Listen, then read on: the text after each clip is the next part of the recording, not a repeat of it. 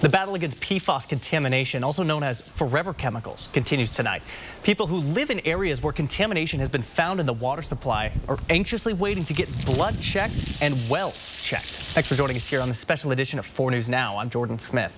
This chemical is known for its inability to break down in the environment, as well as its dangerous side effects in humans.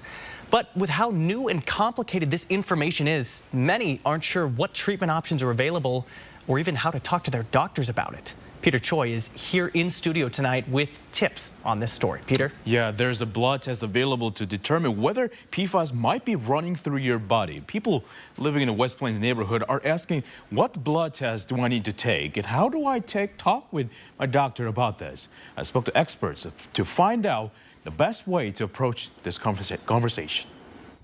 So I'll show you the filtered water system in our house for our household drinking. Living in the West Plains neighborhood for decades, Nick Scharff, For cooking and drinking. has been dealing with PFAS contamination. So we're going to go take a look at the filter. In his basement, Scharff recently installed a water filter system, which he paid for out of pocket. The second filter will start to activate. Scharff is waiting for his blood test results. However, discussing this test with his doctor has not been easy. I guess persistence pays off, and eventually a blood test was ordered, but I felt like I had to do part of that legwork for the doctor and the nurses because they were unaware of what to order. If you knowingly have been exposed, you probably should get a baseline. Dr. Gail O'Neill lives in the area where it appears to be contaminated with PFAS. She says educate yourself because many doctors and health providers might not be familiar with PFAS. Being really proactive and being your own advocate and going in and talking to the doctor, and you might have to be the person that educates your provider.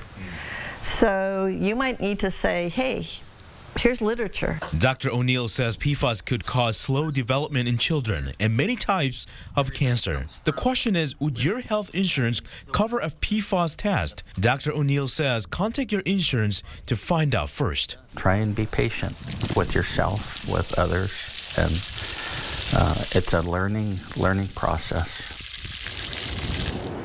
Now, Jordan, I can't imagine what they're going through right now because they're waiting to get the blood test results, right? But if you're watching this tonight and you think you need a guidance, there's the opportunity for you. West Plains Water Coalition is hosting an event on February 26th to provide help. You can find that information on our website, kxly.com. Jordan? All right, now, Peter, let's say this test comes back positive and there is some exposure. What have doctors said about potential treatment options? What does that look like? Well, that's the question I asked to the nurse, and she says there's not much research done so far. So in the meantime, you could still get the water filter system in your home and make sure to get the blood test done. All right, certainly something we'll be keeping an eye on moving forward. Peter, thanks so much for that.